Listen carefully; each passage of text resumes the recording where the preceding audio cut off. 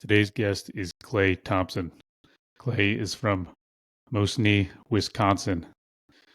Clay came on the podcast today to tell us what it was like growing up in Wisconsin, how he ended up making it out here to Montana, and how he started to develop a love and a passion for hunting. I know Clay the same way I know a lot of folks here in Bozeman. He's a jiu-jitsu athlete. Me and Kyle had a lot of fun talking to Clay. Enjoy. It'll work. Yeah. Clay, We did it. what's up, man? Not much. Tell us your first, middle name, last name, You want my social security? birth date. Give me your credit card. Well, I'm a graduate student, so I have no money to steal. Whatever, bro. I'll rack your credit card. Clayton Timothy Thompson, born April 2nd, 1994. That's a great middle name. Yeah, it's my dad's name. Timothy. Timothy. Yeah. Also your name. It's my name as well. He's not my dad. Just in case that wasn't clear. Where are you from? I grew up in central Wisconsin, Okay. right at the center of the map of the state of Wisconsin. Okay. A little town called Mosinny. Don't know where that's at. Yeah, paper mill town. You can Okay. smell it before you see it. Okay. Are you familiar with Wisconsin at all? A little bit. I've been in Milwaukee several times. Yeah. So I went to school down there. Okay. Mosinny's like 2.5 hours to the northwest. Where'd you go to school? For Yeah. college. It was UW Milwaukee. Okay. So, yeah. Cool. Yeah. Fun time. Very different from where I grew up. Mosinny is 5,000 people. Milwaukee's I think the metro is 1.5 million or more now. Yeah. I don't know. It's a lot, but it's fun. I got family in Wisconsin. Oh, really? Yeah, my brother's wife's side. Her mom's in Eau Claire. Okay. Yeah. And then she grew up in Neilsville. Okay. Yeah. You know Neilsville? I don't know exactly where it is, but I know of Neilsville. Small. It's like 3,000 people. It's so much Wisconsin. It's just like peppered with 1 to 5,000 person towns. Yeah. Eau Claire's a good time though. It's a fun spot. Oh, cool. Never been there. Yeah, fun college town. Okay. There's a lot of that in Wisconsin. Sure. But yeah, I partied one time in Madison. yeah. Oh, I yeah. went out for a weekend in Milwaukee, and then we drove out to Madison and went to a Nebraska-Wisconsin football game. Hell yeah. Was that like recently when Nebraska? No, this was like 15 years ago. Okay. Got it. It was Yeah. sweet. Madison's that's a fun city. It was It's wild. A very fun city. Yeah. Yeah. Spent some time with there just going to see music and stuff. Like some of my friends that started school with us in Milwaukee moved over to Madison and spent some time over there. And Cool. yeah, it's a good time. Actually, two of my friends who are getting married here in a couple weeks live in Madison. So Oh, cool. yeah, it'd be good to get to know that city better. But Yeah. It seems like a cool place. Mhm. All right. So the name one more time of the place you grew up? Mosinny. Mosinny. That's a cool name. Yeah. So what was it like growing up in Mosinny? Small town, a lot of, hanging out on farms, like getting into high school and stuff. There's a lot of like grad parties and, getting drunk in people's, cornfields and stuff like that. Like, pretty classic small town grow up, a lot of water around. So that was fun. Yeah, I did spend a lot of time. Lakes, ponds. A lot of dammed up rivers and stuff. So like the Wisconsin River flowed right through there. Okay. So there's a lot of spots that was dammed up. And then, a lot of lakes around, especially in like northern Wisconsin. A lot of that stuff was pretty heavily glaciated. So it just left like lakes all over the place. Yeah. What's the river that goes through Madison? Oh, that's a good question. I don't know the answer to that. When I was a teenager, I used to go to Madison to the World Dairy Expo. Nice. I worked for a guy that would take cows to the cow show every year. Got it. So yeah. I was there a handful of times. Was that one of those shows that they'd have like around like that block around the state capitol there? Yeah, it was. Okay. There was a big. They called it a coliseum essentially. It was just a big convention center. Okay. Yeah.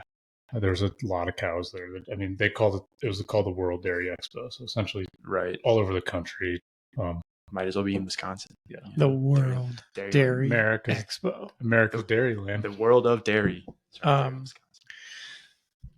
Okay, so brothers, sisters? One of each. Okay. Yeah, so I have a sister who is 1 year and 10 months older than I am. Okay. And then a brother, half brother, actually from my mom's first marriage. He is 13 years older than I am. Okay. So yeah, big gap on that end. Yeah. But my sister and I, grew up, at the same time. So. Okay. 1 year and 10 months. That was very specific. Very specific. Yeah. I could go down to days, but I don't know if I can math that hard right now. What were you guys doing when you were growing up? Like, what was life like when you're a kid? 5, 10 years old, whatever. Dude, just playing in the yard. Like we had 2-ish acres or something. There's a lot of just use your imagination and let that yard be your playground. Yeah. My sister and I always watched a lot of Lord of the Rings and Harry Potter films and stuff. So talking dorks, big time, big nerds, dude. I turned into an engineer for a reason at one point. But yeah, I mean, it was just like whatever we wanted to imagine that place was, like that's what it was for us. You were riding fucking brooms in the backyard, bro. Not quite like, I mean, probably a little bit of that, yeah. But like turn like sticks into swords, like classic boy shit, cool. Yeah. Yeah. I mean, like screwing around in the garden. What my folks always had a couple gardens, and putting around in the 4-wheeler in the backyard, and we were different enough to argue a lot too. So there's a lot of that growing up, just like bickering, sibling shit. Mm-hmm. Yeah, I mean, just a lot of like playing in the yard, taking dogs for walks or whatever, then whenever mom and dad would get home, chores mostly, they, chew us out for not doing enough during the day. And so you were in, like you said, like 2 or 3 acres was it like, were you like in,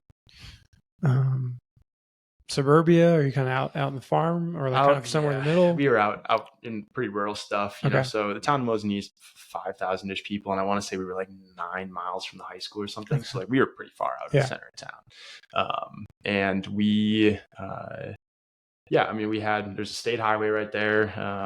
So, a lot of traffic noise, train tracks, and then that dammed up Wisconsin River was right there, Lake Dubay. So it's just like, we got to watch a sunset over water every night without having to, right, like at the house. Well, the water wasn't right there, so they didn't have to pay the, like waterfront taxes, but like the views were waterfront tax worthy. That's awesome. Yeah, great place to grow up. Like I'm really glad I grew up there, and I don't know. Yeah, good place to become 18 and then set sail and go somewhere else. So yeah, that's awesome. Are the winters colder there or here? They're more miserable there. Yeah. It's like, as far as colder, I would say like here we get actual colder temps. Like it's pretty rare in Wisconsin that we'll get that like minus 45. It happens, but because we're so arid here in Montana, we can get those big swings. Whereas in Wisconsin, it's the humidity. It's the killer. It's the humidity and it's the gray. Like we looked it up one year. So Wausau, Wisconsin, which is pretty close to where I grew up, it's like 15, 20 minutes away, something like that. They get 180 days of sun a year, whereas here it's like 300 or something. Yeah. Because like we'll get snowstorms here and then it's like right back to sunny and 45, compared to Wisconsin, where it's like, I'll go and visit for 7 days and it'll be gray for 5 or 6 of them. So it's just a lot harder to tolerate. So I always tell people, I'm like, a lot of people, you'll see a lot of people from the Midwest that are here in Montana because we know the hard winters. We just want some topography and sunshine to play in the meantime, Yeah, it makes sense. A lot of activities to do out here. Yeah, it's, I don't know. I think oftentimes about, like I have a lot of family in Wisconsin, so it's hard to live, here and watch my nephew growing up, back in Wisconsin and not being around him. I'm just like, I don't know what I'd do there. There's not as much to do. There's not like, I'm going to go out for a ski tour, like go play in the mountains somewhere, whatever. And there just wasn't as much to do, which is I think why a lot of folks, get lost to drinking and stuff in that.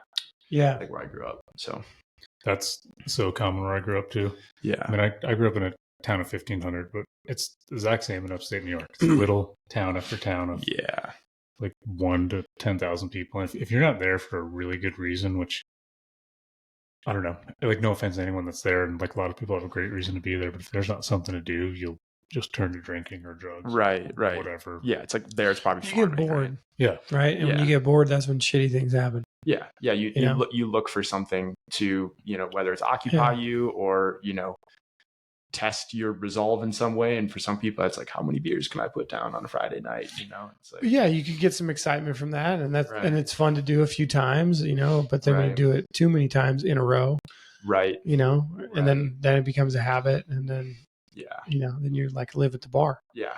I can see this like parallel pathway for me where like that could have been the thing, right? If I hadn't had this, somewhat serendipitous, somewhat brute, like willpower to be out here, just a life where I'm just drinking too much, probably have, a little too chubby, whatever, like just not eating cheese curds, bro. Yeah, dude, don't say bad things about cheese curds. And I'm not saying they're bad. I mean, they're not good for you. They're not good for you. And you can get carried away with cheese there easily. Cheese and beer. I mean, it's a cliche about Wisconsin, but it's for a reason, like I go back and, my first trip into a grocery store every time.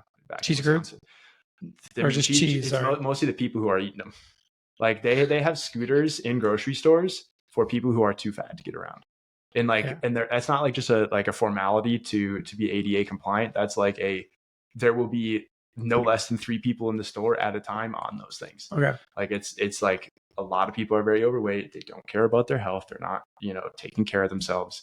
And again, I'm happy to be out here where there's a lot of inspiration to be like, be fit all the time. Or otherwise, hunting season come around, you're going to feel like shit because you let it go until September. No, just stay on top of it all year and you feel good. Yeah. Yeah.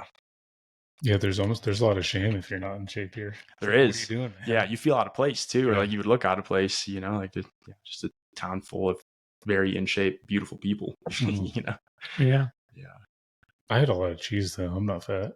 Yeah, but you also move your body a lot. Cheese. Oh yeah, preaching to the choir, dude. It's I still eat a ton of it, but if you move your body enough, it's not a big deal. And don't go overboard. Yeah. Okay, so what'd your parents do for work growing up? So my dad was a millwright. So basically he just fixed shit, spun wrenches for a living. Did that for 42 years and he just retired.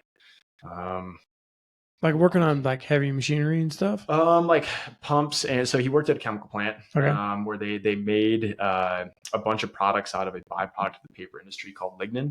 And I, worked there for a couple summers. So I got to know it pretty well, but he would just whatever broke, Tim shows up and fixes it. What is lignin? Lignin is, some sort of when you make paper, I know this, so you can say you don't know. It's okay. So lignin is part of what makes trees structurally sound. And when you make paper, some of that comes out as a byproduct. Sure. Of it. Yeah. To put it at a level that, I don't really understand it, but they just take that and turn it into poultry food binding agents or fertilizer or whatever. My dad and his dad before him spent, between the two of those guys, probably close to 80 years, I want to say, total. Both of them just fixing stuff there. Okay. So I came from at the paper mill. At the chemical plant, which was next to the paper mill. Okay, got it. Yeah. So it's, again, that I joked about Mosinny being a town you can smell before you see. Paper's a huge industry over there. They didn't work in Mosinny. They were, outside of that. But it's just a huge part of a lot of folks' income there. Sure. And then my mom was a hairstylist, and both of them retired, like I said, just about a year ago. Okay. It's been fun to see them make that transition from working, because they worked. They worked hard. Yeah. And then just now to see them chilling. Yeah. Chilling, going on trips, hanging out with their grandchildren. That's awesome. It's well deserved, hard earned for them. So it's been really cool. Awesome. Cool, man. Yeah. So your sister and brother, do they both have kids? Just my sister. Okay. Yeah. So my brother, he's married but doesn't have any kids. So he's going to be 43 next month. So I don't know if it's any part of his and his wife's plan. But then my sister, she just had her second in April. Okay. And then my older of the two nephews just turned 4 Nice. a handful of days ago. So that's been a ton of fun. Just going back and hamming it up with Jamie's the older one. And he's just a great time. Yeah. Cool. Yeah, I've got my nephew's turned 3. I've got 2 nieces that are a little over a year. Okay. Kyle, how old's your nephew? He's a little over 3.5. Yeah. Okay. Yeah, it's fun. It's so fun. Yeah, it's so fun. It's nice, because I don't have kids, I don't have girlfriend or anything, so it's it's all very far off. I'm this is fun. I get to have a lot of the fun of it and none of the actual responsibility of it, and then only in doses. It's only when I go home. It's not I have to all right, well, Uncle Clay, you got to come babysit again. Then I might get sick of it. It's now every time I go home, I'm don't care. Even if Jamie's in a screaming awful mood, I'm sweet, whatever. Let's hang out. You can scream all you want. It's not going to bother me because I'm not going to see you, 3 days. I'm not going to see you for 4 months. Yeah. So you just kind of appreciate it a little bit more. And where are they located? My sister is in, I think it's technically Marathon, Wisconsin, which is like all of maybe 25, 30 minutes from where we grew up. She never really left central Wisconsin, which is cool. Like she's just like, true central Wisconsinite, which is awesome. Then my brother lives in Milwaukee now. She's like ice fishing and shit. Her husband definitely does like a lot of fishing and like, whitetail hunting and stuff. And she's just like, there's so many rednecks in Wisconsin. Oh yeah. Love it, dude. It's awesome. It is. Yeah. There's a lot of that, like, shout out to rednecks in Wisconsin. Shout out. Yeah. Speaking of parallel paths, like that would have been me for sure. But yeah, I know you're speaking my language. That's all it is in upstate New York. Yeah, rednecks on farms. There's a lot of places like that. I feel like just like rural farming America, and like not the central Wisconsin is super farmy, not like the southern part of it, but enough. It's in the culture. Oh, it makes sense, right? Like people are making the most of it, right? It's like I live here, I'm going to do these things. Like it's. Yeah. If you live there, like, of course you do all that shit. Yeah. I mean, like I still, what else besides going to the bar? What else are you going to do? Like, right. You better go do those things. Right. It's like my dad's a great example of it. Like he's lived in Wisconsin his whole life. Like he was born there and, is probably the third generation, who had, lived his whole life basically there. I mean, it's just like, it's ice fishing, it's fishing in the summertime. It's, whitetail hunting, especially like with a rifle is like, it's like a holiday there. Like there's 1 week of the year that a lot of people burn up their vacation. I heard it's like a shooting range. It's like you wake up on like when first light starts and even oftentimes a little bit before first light. Yeah. You hear those first couple cracks, but like first light sounds like a war zone in Wisconsin on that opener, that Saturday of rifle opener. It's wild. Like here, yes, it's similar, but it's not similar. You're like, damn, dude, like I feel like I have to like duck my head behind something here. Like I've never had bullets come close, but you're just hearing constant percussion of rifles over and over and over again. And it's fun. It's a good time. I'd love to make it back there, but I'm always, cool. I do deer hunting here that same week. So I just like don't, it's hard to make time to get back there for that, even though it's like this cultural, I don't know. I hold it very highly, I guess. Sure. Clay, you ever watch Letterkenny? Yeah. Does that remind you of where you... That like reminds me of where I grew up a lot. The accent isn't terribly dissimilar either. Like there's a lot of that like, oh yeah, bud, like, oh, you betcha. There's a whole lot of that, like the further north you get in Wisconsin, the more and more you get of that. And, I know Letterkenny's obviously Canadian, but like Wisconsin, you kind of get that first little sprinkling of that accent. It's just the whole like milking cows and picking stones. Like that's something like, sitting on the porch, like a lot of that. Yeah.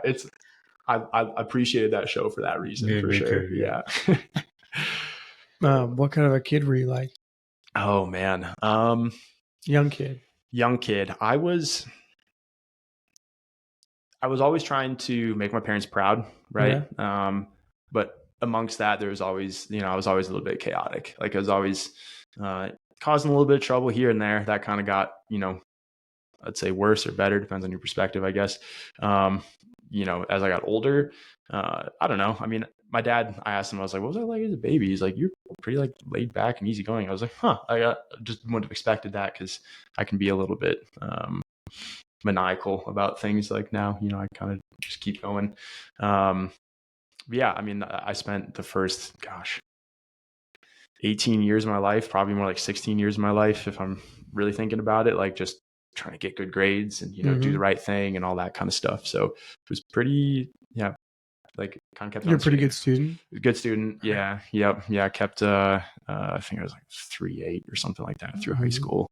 Could have gone to really like any of the schools in the Midwest I really would have wanted to, but just, chose the one I went to for UWM for cost reasons. Yeah. And then once I got into college is really when I like my study stuff. I was like, like first year. I can study later, dude. Check out these chicks. Right. Yeah. I was like, I would rather go work. I like did way too much drinking early college, like had some of those like wake up in a bush in a backyard. It's 3:00 in the morning. And I'm like, where the fuck am I? Like, I need to get home. Like, this is Milwaukee, dude. This is a good way to get robbed, Did way too much of that bullshit and, grew out of it, thankfully. But or I guess made it through that era. Thankfully, is probably a better way to state it. But yeah, like freshman year, didn't grow out of it, just survived. And now like I still do dumb shit. It's just my dumb shit now is like hunting alone in grizzly country as opposed to like, over consuming alcohol and stuff. But yeah, I mean, all the way through, I would say my freshman year, I was like really taking studying seriously. And then,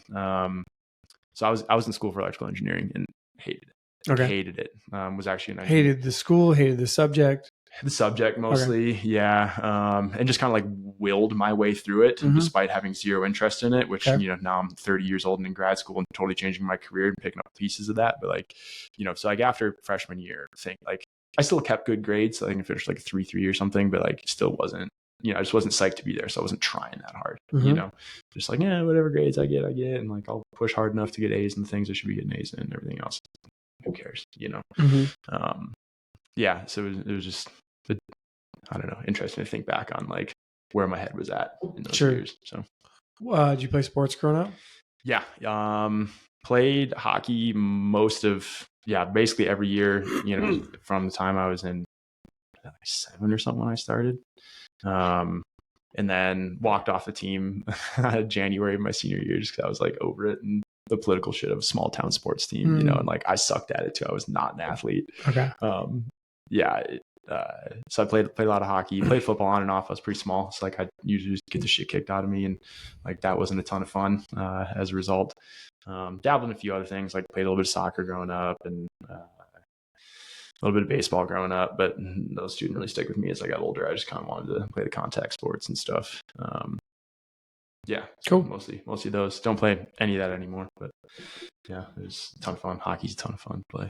Yeah, nice. Do you know there's a lot of leagues out here? I do know that. Yeah, and I've had a lot of people try to talk me into joining, and I'm like, dude, I just don't. It's not that I don't have the time. I just choose not to make the time. Like, if I'm going to choose between that and jiu-jitsu, like I know where I'm going to go, or that and in hunting, or like once upon a time is that or ice climbing. I'm like, I'm not. Like, I know what I'm going to choose. I'd rather be like outside playing around or. Nowadays, rather be rolling or hunting or fishing or whatever, Yeah, hockey can be, I guess, a big commitment just with the gear and everything. Yeah, I'd have to buy a lot of new stuff. I still have mine, and I think it's like mostly mold at this point. Like, it'd probably crumble when I put it on me, and I'd probably get like gnarly skin diseases if I put them on. I'd have to get new skates because there's no steel left on the plates because I used them, till they were done. I don't know. I'd love to do it again someday, but it's just, right now, not high on the list of priorities. So. Yeah, Letterkenny's right up your alley too, hockey. Dude, yeah, I know. Yeah, hearing like the chirps that the boys had on there, I was like, this feels very relatable. We got some buddies, one of them still will play in the men's league and stuff, and it's funny how that culture is so, I don't know. It's very unique, I guess, hockey culture. I had some clients in town this winter, and they said a friend of theirs was a professional hockey player in Canada, and they came down and watched like the Ice Dogs. Yeah. And they saw like the most beer league fight they've ever seen. They're like, this was the best thing we've ever seen. They were throwing hands and ripping masks off. Beer league. Like, we sent it to our friend in Canada. He's like, that's the greatest thing I've ever seen. Dude, Bush League, hockey is like that. That to me is like, that's where the soul of hockey's at, honestly, Like, I'm all for, the NHL being like this super refined league, but like, again, the heart and soul of hockey is in small town or just whatever, just any bush league hockey is. Yeah. You mean Bush Light League? Just, yeah, sure. I mean, Bush Light, Bush Heavy, Bush League in general, man. I got a few friends back home that play, and I've gone to some of their games, and it's the same thing. It's generally worth going. People just fucking go to fight. It's their life, man. They're so emotionally invested in that hockey game and that team. And that's interesting. I mean, with the guys I play baseball with in Bozeman, it's similar, but the hockey's a different level because it's just more. They all still think they're like in high school or whatever. But it's kind of acceptable to an extent in hockey to throw hands, and it's contact. In bush leagues like that, like it's not that it's acceptable. It's like it's encouraged. Like, that's what the fans want. The fans go for blood. Like, you don't go to the Coliseum to see people play patty cake. You go there to like see people throw hands and like drop big hits and stuff. Like, it's a ton of fun. We had one of those leagues in Mosinny too. Sounds like I got to go watch one of these hockey matches. I think you do. Yeah. Cool, man. When did you so you got out, you went to school for engineering, electrical engineering, and then sounds like you didn't like that. And so what after college, what'd you go do? Where'd you live? Yeah, right. So I finished my engineering degree in December of 2016. And then by, what was it, January 5th or 6th, I was out here living in Big Sky, working as a lifty at the resort up there. So cool. I didn't want to get the professional job yet or anything. Like, I mean, as an engineer coming out of school, you can get a job right away. It's easy to do, right? But I was like, no, I want to go play in the snow with all the other kids. That's what I want to go and do. So, and I'm really, really glad I did. If I would have just like found some engineering job in Wisconsin, I don't know if I ever would have left, right? But it's just like the fact that it happened right away, I was able to, I mean, maybe I would have left, but the fact that it happened right away, I was just on a different path. What brought you here? Good question. So my mom was born in Billings, actually, and left when she was like 3 years old. But my grandpa still lived out here. He lived his entire life in Billings. So I don't have a ton of memories. He died, and I think I was like 3 or 4 or something like that. But I have some memories of him, and he was, he's kind of a character, and we would just like come out here, and we'd spend time with my pup Al for a bit, and we'd also like take these trips in the mountains. And I always tell people, from the time I was about this tall, this place just had my heart in a deep chokehold, and it just never really let go. So when I was in my last semester at college, I already knew, I was like, I don't want to go and get an engineering job right away. Like I want to go and snowboard, so I've been reaching out to resorts, reach out to a bunch in Colorado, because when you live in Wisconsin, people think like, oh, mountains, Colorado, that's where you go. But like I had a relationship with Montana as a place already, and I was like, a couple of my buddies had talked about Big Sky as a resort, and they're like, you should look into Big Sky too. They're like, I think you'd really love it. I was like, okay, good call. Yeah, applied for a lift operator position here, and I'd gotten some attention from places in Colorado, but they weren't willing, since I was going to not get out there until January, so already 2 months into the season, they're like, we can't hold housing for you. I was like, all right, cool, that's fine. Like, thanks, but no thanks then. And Big Sky called me. He's like, and the guy was like, hey, I'm willing to offer you a job. Like, no problem on holding housing for you, whatever.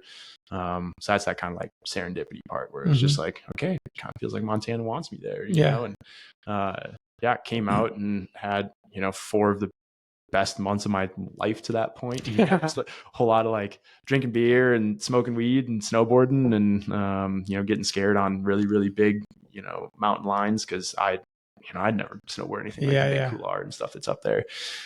So it was just like a really fantastic introduction to like, here's what the kinds of adventures the mountains have to offer. And that was at like a very manicured, controlled environment, that a ski resort is. But from right there, I was hooked, absolutely hooked. So I did get an engineering job after that, that June afterward, or May, I think I started something like that. Electrical engineering. Yeah. Okay. We got an engineering job, did it in Billings, and so you moved to Billings. Moved to Billings. Okay. Yeah, they had called and offered me a job literally the day I was moving out from the employee housing up in Big Sky. So I was elated to be coming back. I wasn't fired up about living in Billings. I don't know if you guys have spent time in Billings, like just a couple days. No big hate on Billings, but like it was not where I wanted to be. Got it. I spent about a year there and was ready to be out, and I knew that pretty early on. It's just like the mountain access wasn't the same. I was spending a lot of my weekends just driving over here to hang out with buddies in Bozeman and stuff. But yeah, no, I got the engineering job right away, and just that, continued to get on, into mountain adventures, and got super deep into climbing, which I'd already been doing. I did more, resort skiing, that kind of thing. But just kind of like all of those loves and wants and desires of mountain adventure, like really started to bud. What are some of the adventures you've done? I would say like the biggest one from back then was Granite Peak, which is the highest point here. Which, not like super hard technically climbing, but like it is, it's real. Like people die up there every single year. And like when we were up there, actually the buddy I went up there with, he had lost a friend to that summit. So it's kind of like heavy, it was heavy for him to be up there. What's dangerous about Granite Peak? The rock can be a little bit loose, not a little bit loose, a lot loose. Comes apart. Blocks can come out. There's this snow bridge on it that it's real easy to, lose your footing on it, especially if it's like, froze overnight or something. Are you wearing crampons? Some people choose to, some people don't. I don't think that we wore crampons. I think we might've just had trekking poles and just were really careful as we crossed that snow bridge. But yeah, it's just like a little bit of that. And honestly, what kills a lot of people up there is inexperience. Like you see these technical grades on there that aren't anything. It's like, oh, it's not like some super crazy. Is it like you have to climb with ropes? You can, or you cannot. Like we soloed to the summit and then just rappelled off. Okay. So, we were competent climbers at the time, so that was fine. That was within our skill level, but there's a lot of people who are going up there and, it's not within their skill level. They're just going up there. Like there were some dudes up there from North Dakota who, shouldn't have been up there. Probably not. I think there's a lot of that happens every single year. And I have a buddy who, I think he's been on 2 separate rescues up there. And he used his InReach. So that's another plug for So would you say that like you think most people who get in trouble up there are people that are just inexperienced? Typically. Okay. Yeah, typically. I think that buddy of my friend Collins, I think they were down climbing rather than rappelling. Like down climbing is way harder than climbing up, You hear story after story after story of people who climb up things, don't have any way to get back down. They realize that like climbing down something blindly like that is way harder. So, a lot of times it's inexperience up there, but then the conditions will, it's real deal high mountain weather up there. So like, I think that's also, the weather changes quick. Like those summer thunderstorms can roll in and it'd be snowing. Yeah. Right. Yeah. In August, like it can happen quick. So, that's a real deal place. It's nothing, it doesn't have the same kind of, reputation as the Tetons or something. But it is very dangerous and worthy of respect in its own right. Sure.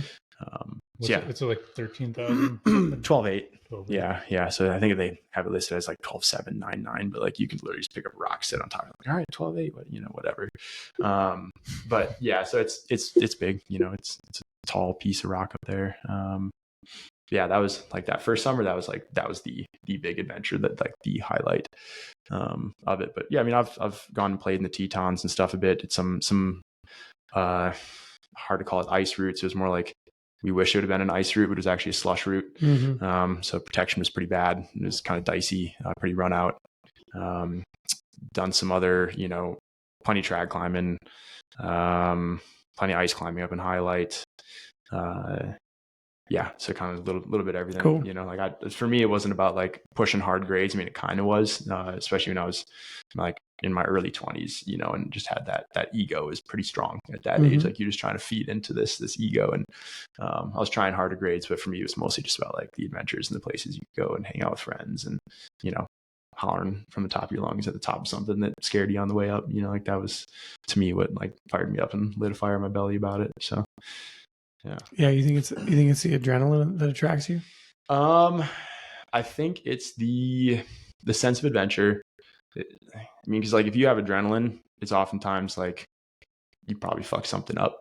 Like if there's adrenaline going on, like you probably just about fell and hurt yourself. And that part I hated. Like I did not want the adrenaline. I wanted that like control. That I think that was a lot of what I liked. Is like I liked to be in control of myself and the situation in places that like everything's trying to pull at that sense. You're like, no, I'm good. Like I know that if I fall right now, I'm probably gonna break both my legs, but I'm good. I'm fine. And I mean that's why I like I did a little bit of free soloing back then too. So I think a lot of it was just like that control, that flow state. And you hear people talk about that a lot. So you're kind of saying the internal control. The internal control amidst the chaos, amidst like the what is trying to turn your mind into chaos. Yeah, it's like the discipline of your mind and trusting yourself. Trusting yourself is big. That could speak to your jiu-jitsu interest a lot. Yeah. Exact same thing. Totally. Yeah. I mean, it's again, you get that flow state thing too, right? I mean, like in jiu-jitsu, if you're thinking about other things other than your exact roll or whatever you're drilling or whatever, you're probably not having a great roll. Like you're probably getting smashed by someone because you're not thinking about what you're doing. It forces you to be present, which is this wonderful reset. I think, there's a lot of things that are poking and prying at our attention throughout the day, and to have something that's just like, hey, be here, It demands it. Yeah, it absolutely demands it. So that's something big about jiu-jitsu for sure that I find appealing. That moving meditation. I was just going to say, I don't know if you feel like this, but to me, it can be an intense cardio, but it's also extremely relaxing. Yeah. It's relaxing and meditative because it's you just get so kind of present. Yeah. That your mind is taking a break. Yeah. When I got home last night from training, I was in there for the 2.5 hour back-to-back classes, and just got home and had that all right, I just felt good, felt calm. You have that runner's high. Yeah, that's very much what it is. Yeah, and I don't know, I haven't been training a ton. I'm kind of starting to get into that part of the year, where I'm jiu-jitsu starting to taper off and hunting stuff starting to come back up. So I'm a little bit out of roll shape, both mentally and physically. So you have to exert a little bit more. I think that was part of that runner's high thing too, right? It's when you have to push to that next level and everything's smoked. You just kind of get endorphins and everything pretty naturally from it. So yeah, I'm in terrible roll shape. I chewed my leg open last week playing baseball. I haven't rolled in 10 days. Really? Yeah. Damn. It's just my whole leg's ripped open. If I go in there, it's just begging for an infection. Yeah, I would say you're gonna get staph in an instant if you go in there and bleed over all over everybody. Yeah, it's just it's uncomfortable almost to walk right now. Yeah, so. That demands time. So what are you doing for work now? So I'm a grad student. It's to call it work, I guess, it's not entirely work, right? Obviously there's a very studious portion of it or scholarly portion of it, but that's my full-time thing. That's what I'm doing. So summertime was all field work, studying range science, which is just this range science. Okay. Yeah. So it's it's a natural resource management study, but rather than being on timber harvest or something like there would have been in Wisconsin, here it's for rangelands that cattle or bison or otherwise would be, living in grazing on. So it's, very, very different from engineering, which is good. So field season, just spend a lot of time out on ranches and, looking at grass, looking at forbs, looking at trees, sage, whatever. So it's, you have the field work portion. Class just started today, actually. So had class today. We'll have that all the way through December and just kind of doing more of the data analysis portion. And we'll get papers written at some point and published, and might stick around for a PhD, might not. We'll see. But that's my full-time gig right now. What do you think you want to do with it? If you knew, or you think do you have a kind of a general direction that you think you'll take that? Well, I'm so new to it that I'm sure there's a lot of stuff that exists out there that I don't know what I don't know. Yeah. Right. But there's a ton of work in it from government organizations. There's the NRCS, there's even U.S. Forest Service, BLM, all these different government entities that will offer work in it to manage their rangelands, or to NRCS is more like a consulting for people who need help to get their ranches off the ground and start making profit again. So there's a bunch of those, but I don't do, what I'm finding is I don't do super well having, bosses who feel like they can just tell me exactly what they think I should be doing. I'd rather work for myself in some way, mainly for freedom. I think that just the more and more I learn about myself and the more I get to know, guys like Mike and Tim, and even, some guys I shoot bow with and stuff these, all these guys are, they're very entrepreneurially minded. They're trying to build things on their, they're theirs. They're truly theirs, and nothing wrong with having a job. I mean, if that's the way I go, great. If I can have a job with the NRCS and they're like, hey, it's fine. You go and take the whole month of September off and we'll still pay you well enough to buy a house. We're sweet, I guess I'll do that. Sure. Retirement benefits are sick. That's fine. But there's just not, it's pretty rare that you find a boss who's go ahead and take all of September off, because that's the dream for me. That's the goal. Yeah. So, I mean, I think there's probably a lot more opportunities out here than somebody would think, from private landowners, right? That want you to take care of their land and do studies on their land and and manage their land, because they want to be independent from the government. Totally. And so I think that's there's I don't know his name. I think his first name's Arthur. I don't know his last name. Arthur, who owns the Atlanta Falcons, has several ranches in Paradise Valley. Oh, okay. And so I know through a friend who, a gentleman who worked for one of Arthur's ranches for a long time. And I couldn't tell you exactly what he did for, but he like managed the ranch from a ecosystem, I guess, standpoint, and kind of made sure that different things were in check. Yeah, make sure you're not overgrazing. Make sure things aren't spending too much time in water and beating up, your riparian areas. And I don't know, man. Like it's a different world than I know anything about. But however, to appropriately manage somebody's land, that's what they were looking for or whatever. And so that's what this guy's job was to do. And so anyway, I guess what I'm getting at is it seemed like a really cool gig and it seemed pretty flexible. Yeah. And there seemed to be, freedom's not the right word, but I would say like latitude to manage it the way somebody sees fit, versus like you have to do it this way and you have to do it. That's like, it's like, no, like I hired you to do it, just do it. Yeah. Like section 1.73 of Article A. So like, it was like, there's some autonomy there. So and then same thing with, what is his name? Thinking of like one of the big ranch owners, like Ted Turner or something. Ted Turner, yeah. I've spent time with the Flying D recently. Like that's the big 120,000 acre ranch here near town. And yeah, I mean, they've got, Joel, who goes to the same gym as us. I don't know if you know Joel or not. The white belt, but he's actually the ranch manager for Flying D Ranch, which is like, to me, like the most legendary ranch in the area. I mean, it's 120,000 acres, full of elk. They're running bison on it. Super cool place.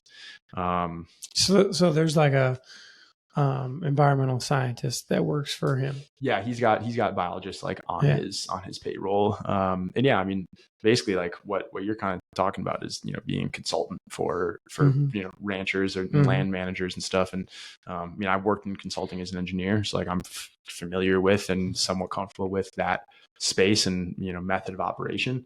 So that is something that is like pretty high at the top of my list of like what I'd like to do. Maybe you can be independent by getting 5 contracts. Totally. Right. And you're like, well, I don't work for one person, I work for 5. Right. And so then that way you don't put all your eggs in one basket. Totally. And you spread out your time and your money. Totally. And you get to work on different projects and stuff too. Like there's just going to be more variety. And, that's something like, the NRCS does similar things, but they work more with ranchers. They're just trying to make it by. And I'm like, I mean, yeah, that'd be great. But if I can get more freedom for myself and be working on really cool projects that help with ecological health, like that's what I'm in it for, is like the ecological health side, like great, that'd be the way I'd go. And that's kind of right now what I'm aiming for. I just need to find the path to it. So I got time. That's awesome, man. Yeah. I'm kind of glad I know now. I mean, this is the cool thing about doing this, because I come across a lot of paths of just so many different people with the business I have. So it's good to know like what you're doing, what you're into, because it wouldn't surprise me if like oh yeah, you gotta call this guy Clay. Yeah. So that just, that's why it's just fun getting to know people. Feel free to give folks my number or whatever too. I mean, if that does come, I mean, okay, Clay, I'll give out your number. not like that. God damn it. I mean, it's cool. I was even helping Mike out. He's just been nice enough to let me work with him a little bit, just to help me patch up. Me being a grad student doesn't pay much in this expensive valley, so I was out working with him, just mowing the other day, and one of the guys wants to deal with some grass in his lawn. He's like wanted to burn it to get rid of it, and I was like, don't tell him not to do that. Like if he burns it, it's just gonna come back even better. That's what grass does. It's what it evolved to do. Like give him my number and like tell him that he and I should talk, because like it's it's even just like little shit like that, just like some yard and Bozeman, like that's how it can start. Just me, like I'd do that for free. I wouldn't charge a guy time. Just come out there and talk to him about it, and if it's another experiment that I can run, successful or otherwise, like great. It's learning for him, it's learning for me. Way to build a network, so yeah, again, there's a path out there. I just need to keep working at finding it.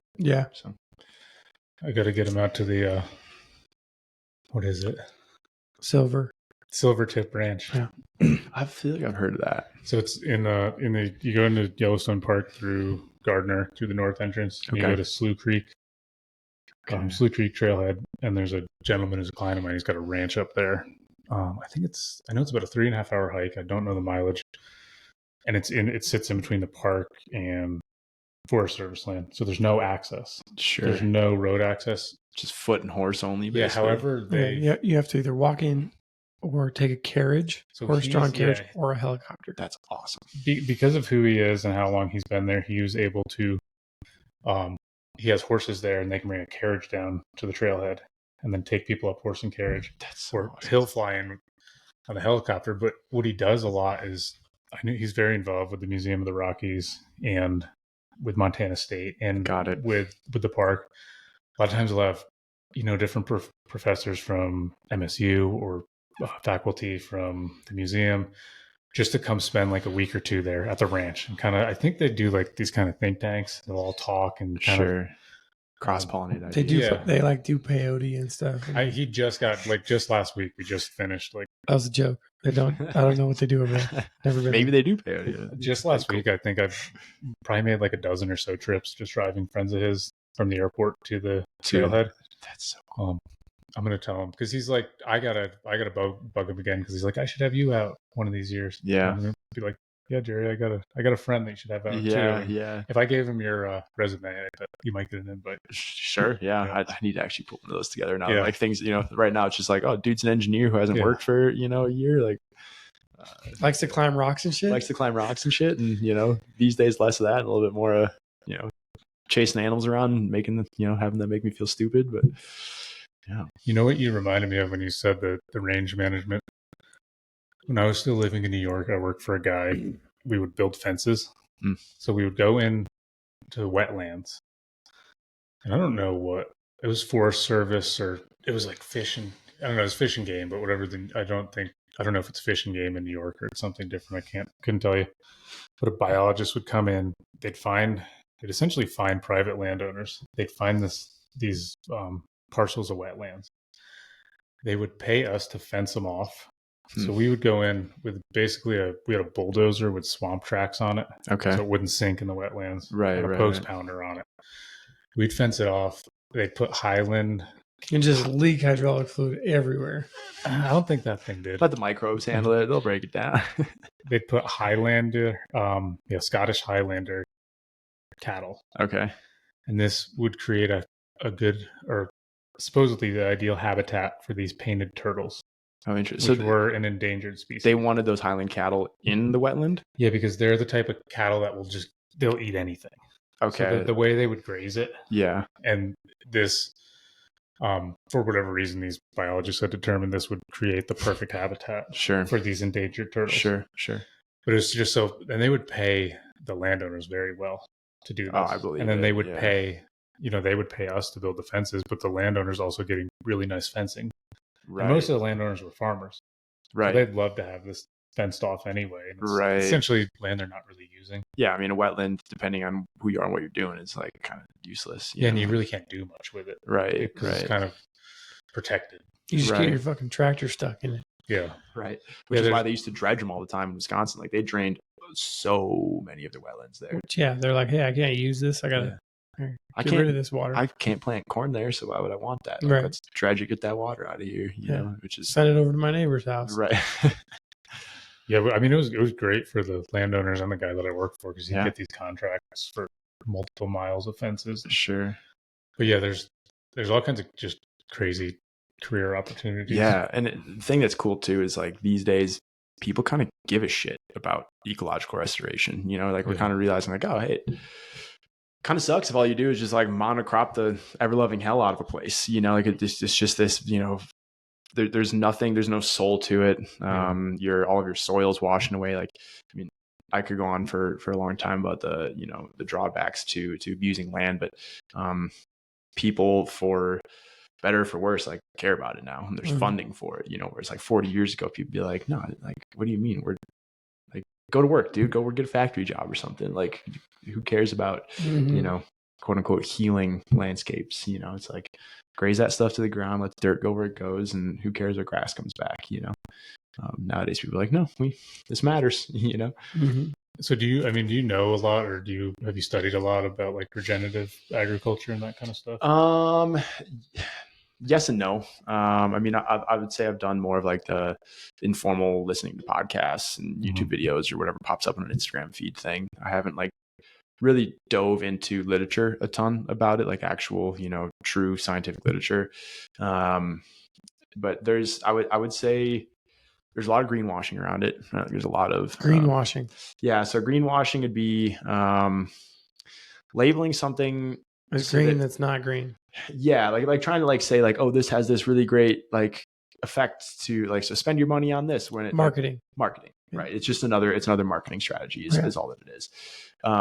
So there's a lot of that in that regenerative agriculture thing. There's a lot of the like, oh well, if you do one of the best examples of this, right, is the eat soy not beef because it's better for the planet. It's like, oh well, it depends. Like depends what beef you're comparing it to. Like if you're talking about factory farmed, like entirely grain fed feedlot beef, then yeah, you're probably right. But you can't tell me that and there is literature out there that supports this, that grass fed, grass finished beef that was slaughtered and packaged and processed and sent out from a place that's quite near where it lived its whole life, that is going to be far more healing to a landscape than tilling the same spot every year for decades or more than that, and just planting soy in the same place and then processing the ever-loving hell out of it and then turning it into a soy burger. It's like that's two very, very different things. Like one of those processes has been on this continent for tens of thousands of years or more, and the other one is only as old as however long Europeans have been tilling up the prairies. And then not even to mention the downstream effect of soy boys hunting around. God damn it. Let's not get off on that tangent, huh? No, I've never heard that term, but I really like that, greenwashing. Yeah. Growing up in agriculture and on a dairy farm, I see it all the time too. I know there is some logic and there really is some like good being done, and then there's just a lot of marketing. There's a lot of bullshit. Yeah, a lot of bullshit, a lot of marketing. Yeah, it's really hard to weed through unless you're really involved in the industry. It takes so much. Like you have to be so intentional, and you have to put so much effort into getting your meat from the right place, or like getting whatever grocery it is from the right place. Well, if you were to like look at how a lot of these companies define the word sustainable.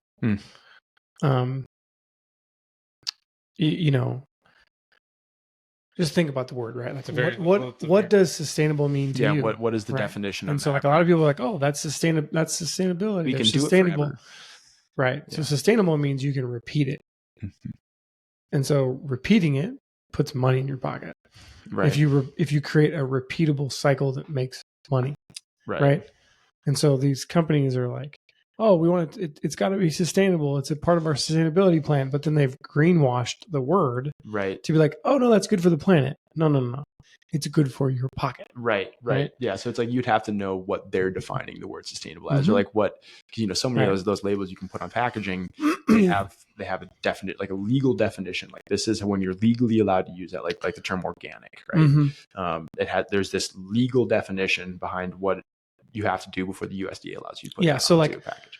I'm gonna pick on cars for a second, right? Chevy, Ford, Tesla, right? They have a sustainability plan, and it's to put money in their pocket, right? And so they want you to buy a new truck every year, right? That's sustainable for them.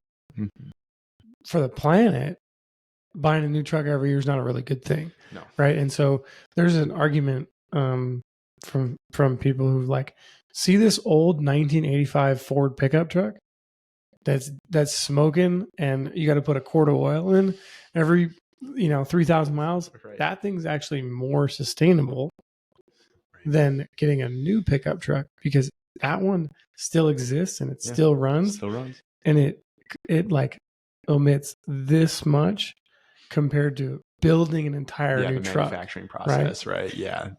And so it's like that's actually, that old truck is doing a pretty good job. Yeah, it's tricky, man. It's a tricky world to be a consumer in right now, Yeah. Which, good time to be a grad student. So I'm not consuming anything. I don't have the money for it. I can pay for my rent and gas money and health insurance, and I'm about there, Yeah. But yeah, it's tough. I mean, whether it's vehicles or sticking to the world I know better is going to be the food thing. Sure. Even that's just so tricky, Mm-hmm. There's a lot of folks who are, they don't consume meat, which is great. Do whatever you want, do whatever your diet choices are great. Just don't tell me what to do with my diet choices. Yeah. It's like, but when folks are saying, oh, I don't eat meat because it's better for the environment. It's okay. Well, that depends. There's just so many things there, there's so many things there, but what you reminded me of when we were talking about this, Ben from our gym. I don't know if you know him, the Australian. Aussie Ben. Yeah. He was just talking about raw milk, because I grew up in a dairy farm. We always had raw milk. He went to Three Forks, bought some raw milk, $16 a gallon. Whoa. Yeah, and he gave me some. And he's like, "What'd you think?" I'm like, I to be completely honest, and I was trying not to be biased, I was like, it tasted kind of watered down. It didn't taste that great. I said, but to be honest, it was really hard to get past the $16 a gallon. Yeah. And that's like totally greenwashed. If anyone thinks that someone's going to buy milk for, I don't care what you do to it, but that's not sustainable for anyone. But hey, good for that farmer. I mean, he's got a rich right? group of people. So let's just dive into that topic because you know about it. Okay, so it doesn't cost more money. It wouldn't cost any more money to produce raw milk, right? Now, you get to cut the raw milk and make it into 1% or 2%, right? Not if you sell it on the farm. I know, but what I'm saying is so I produce raw milk, right? It's already produced, right? So it's done, right? I have to do something more to this raw milk to turn it into 2%. Yeah, sure. Right? Yeah. So there's no money out of the farmers, and I'm asking you these questions. Okay. Doesn't sound like it though, does it? So it doesn't cost, I'm just trying to think through my logic here. It doesn't cost me more money to produce the raw milk, right? So I'm saying if I were to sell you 2% milk, actually the 2% should cost more than the raw milk. Right. Yeah, here's what I'll tell you is what they're selling though. They're probably selling organic, possibly grass-fed. And they're taking on the risk of not pasteurizing it, not homogenizing it, because they can't sell it to the normal market. Yeah, and also if they feed a cow that diet, they're going to get they might only get 30% of the milk because they're not feeding grain, they're not feeding corn, so the production's so much lower. Okay, so you might get 30 pounds of milk from that cow a day instead of 90. Yep. So it might cost 3 times as much. That makes sense to me. Yeah, I mean, So what do you think a gallon of raw milk should cost? $6? We sold it for $8 on our farm. Okay. And that's I still think that's expensive, but that's really what we need. Talking to your mom about these prices, bro. Next time I see that was what we needed to sell it for to make money. Yeah. And that's how you you broke even plus some profit. Yeah. So you make that decision, and then, the economy will say, no, that's too expensive. Your business model sucks. Yeah. Right. Or they'll say, worth it. I'm getting fresh milk from farmers I know, people I trust. I see their operation every day. I see it's clean. I see what they're feeding their cows. I see what their cows, where their cows' food is grown. To a lot of people, that's worth $8, and to some people, I'm sure it's worth 16. Yeah. If you got the money. I mean, again, it's this valley, right? Yeah. So I'm sure he's not doing that as oh, this is probably what that's worth. He's like, this is what I can charge. Actually make, because there's a lot of deep pockets in this valley. So whatever, man. If that's what the market is, if people are paying it, then sell it. And if he's farming on real estate out here that he owns, that he could be building on, and what he's paying in taxes, maybe that's what he needs to sell. Could be. Right. Very well. Yeah, but I'm I don't know, man. You're I'm not gonna buy $16. Yeah, got it. You're not his customer, his or her customer. Yeah, Clay, I got something to ask you, which I already want to ask you this. When did you get into hunting? I grew up hunting. Okay. My dad, he hunted, his entire life, still hunts pretty consistently. My grandpa before him, he used hunting to feed the family because he was born in 1919, went through a lot of hard years. So that was where I came from, was that like we're hunting to put a couple of does in the freezer. My mom didn't eat wild game growing up, so it was just enough to kind of keep my dad and I fed. My sister would eat some as well. So, I grew up with that whitetail hunting, turkey hunting, hunted some ducks and stuff growing up. Not a ton of that, maybe, some grouse hunting, squirrel hunting, just like a lot of the Midwest stuff, right? Mm-hmm. Like if it was there and they, give us tags to hunt it, like we'd go out and, kill it and eat it, like everything we killed, we ate, whether, if it was a rabbit in the yard. Yeah. I think squirrels are great. They're very good. And like one of my favorite meats in the world is actually like rabbits. Like love eating rabbits, love it. So, we'd shoot those if they were, getting in the garden too much or whatever. My dad would shoot them and skin them and we'd, have them for a meal at some point. So, I grew up with it, but didn't, as much as I did it, I would say I did it mostly because like it's what my dad was doing, it wasn't like it was a thing like I'd go and like, a bunch of my buddies would go out, hunting, something you did with your dad. Something I did with my dad. It wasn't like, something I went out. Yeah. Like I said, that was fortunate. My dad, again, since my grandpa lived his whole life in Billings, like my dad had this pathway into elk hunting, from, decades ago. So I came out west, I think it was 2 trips in Montana and 1 in Colorado. I think it was 8th, 10th, and 12th grade. Got to come out, which is awesome. Like not many kids got to do that where I grew up. And that put a different bug, that was a whole another style of hunting because there's a lot more walking, like sitting in tree stands and stuff. Like it's fine, it's long days, it's it can be productive, but I just never really identified with it. I wanted more adventure, which is like kind of why I got into the climbing side and skiing and all that kind of stuff. Because that raw adventure you could get from that was really invigorating and really inspiring to me. So yeah, like fast forward to when I was in college, didn't really hunt a whole lot, like I'd go back for that week of rifle hunting or usually catch the weekends, I guess, because we'd have class. So, really tapered down in college. And then, when you're moving from place to place, like, I moved out to Big Sky and then I was in Billings and, never was here long enough or was not, I guess I could have established residency at some point, but like just didn't have my vehicle registered here or anything. So like was never resident of Montana. I moved to Portland, Oregon for a year with some friends. And then, by the time, knew I didn't want to be there, eventually came back to Bozeman. And, I just hadn't been a resident in the eyes of a fish and game department for years. So it just didn't make sense to do it. Like went on a mule deer hunt when I lived in Billings and stuff, but just like a little bit here and there, dabbled. Continue on the timeline and, March 2020 came along. Life got a little weird. Life got a little crazy for everyone. I remember being out ice climbing with a partner of mine, and we were out and he was climbing something, just going like ice screw to ice screw, it was like harder than what he could comfortably climb. And I was like, dude, why don't you just bail off this? Like, there's ICUs that have no beds left. And we're out here just taking risks on ice climbing. Like you could fall off there and shatter both your legs right now. And you're taking up a bed. Someone needs to stay alive. Like this feels irresponsible, know? So kind of shut down the ice climbing season. And, spring bear season here opens up April 15th.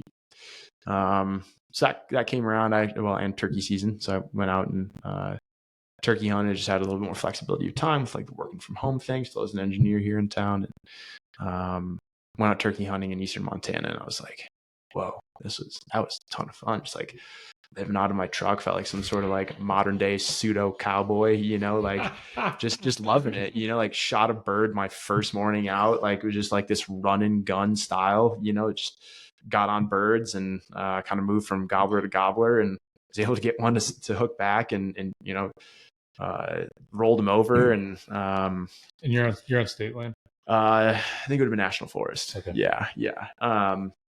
So went out there and did that, and I was like, whoa, that was a really good time. Like I'd always just turkey hunt the ground blinds. I'd never just like run and gun style on with all this land to work with. I mean, because when you're hunting in Wisconsin, it's on somebody's 40. So when you say run and gun, like you find them, you sneak up on them, and then you fucking rush them? Just try and call them back. Like at this particular bird, I'd called to him. It was a Jake with some hens, and he was following those hens wherever they'd go. He's just a young guy. He's just following the gals, and ain't no problem with that. Ain't no problem with that. There's man. a problem for this one.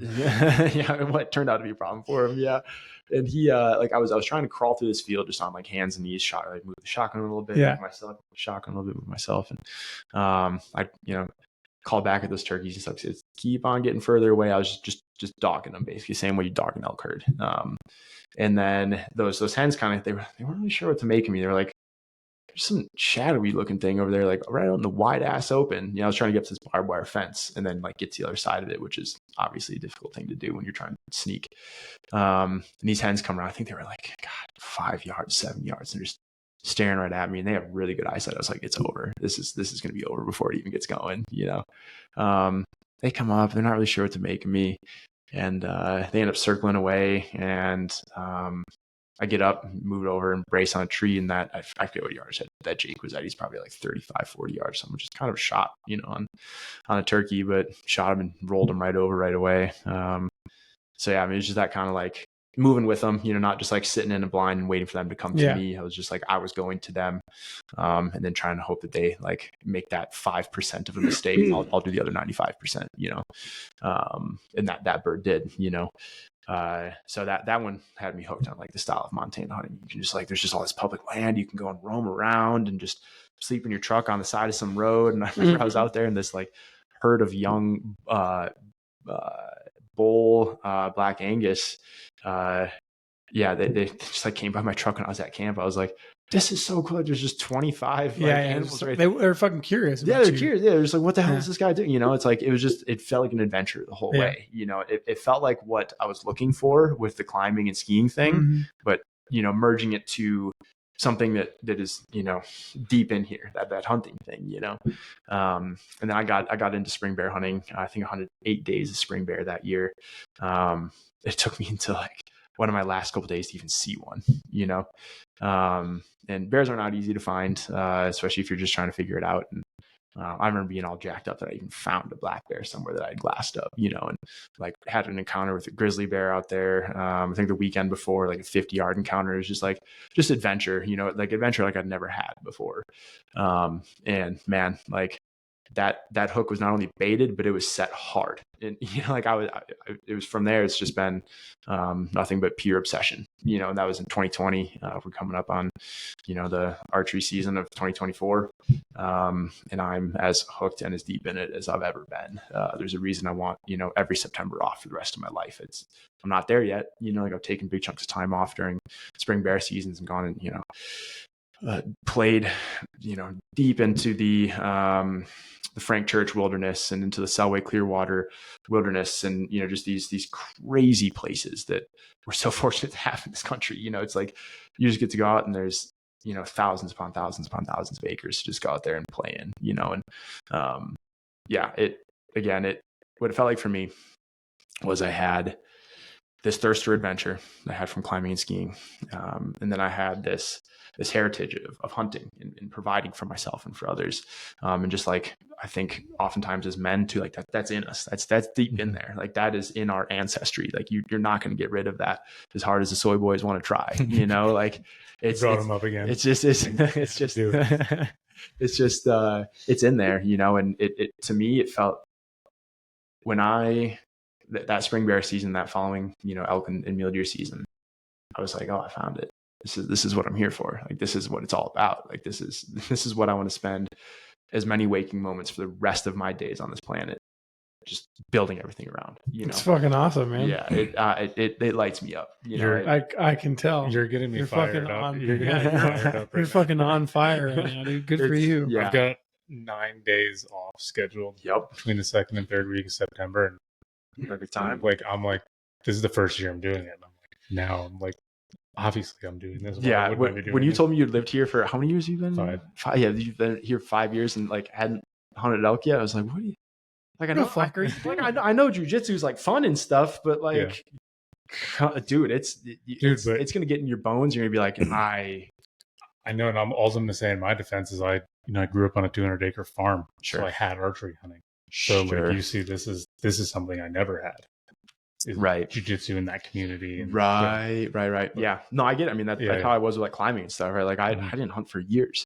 I remember thinking, I was like, oh, hunting's easy. I don't even need to like put any time or effort into it. You know, like you just go sit out somewhere and dust one. It's not a big deal. It's like, well, when you don't have dad there to set up the tree stand exactly where it needs to go. And, you know, you don't have, these easy chip, like 70-yard shots with a rifle, like things are a little bit different. I had, and this isn't something, I love talking about, but it's like, it's hunting. It's super real. Really real shit happens out there. The first animal I killed, in Montana, second animal I killed in Montana. I was still like super obsessed with like ice climbing and stuff. Like I would go out to highlight and be like dry tooling, which is just like climbing with ice tools, but on rock without ice on. Like I was out there in September when it's not even ice formed. I was just like jonesing to get out there. But I was like, okay, well, I have this whitetail tag. It cost me $70 as a non-resident. Like I'm gonna go and fill this thing. I want some meat in the freezer. Like it's something I grew up having, so I want this back. So I went out one day and got in this block management area and found this doe. Block management. What's that? So mean? It's block or block. Okay. Yeah. So it's private land that the landowner will open up to hunters. There's 2 different kinds. There's type 1 and type 2. Type 1, you just have to go sign into a book and you're allowed to enter and hunt whatever species they say on there. They have like a rule sheet and stuff there that you're allowed to hunt. And this is all done through Fish, Wildlife, and Parks. Awesome program. One of the coolest things I think Montana does for its hunters.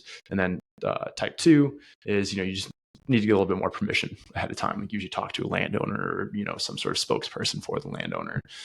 You just get to go and hunt on that property, which is awesome. So I was on one of these pieces of property and there was this whitetail doe bedded down and I stalked in and heart's just going, because I'd never stalked a whitetail before. It's not what you do in Wisconsin. You shoot them out of a stand, and it was this little doe. She might've been a yearling. I don't even remember. Like, she probably wasn't a fawn of that year. I think she was a little bit bigger, but I think she was, a yearling, so a year and 4 months old or something.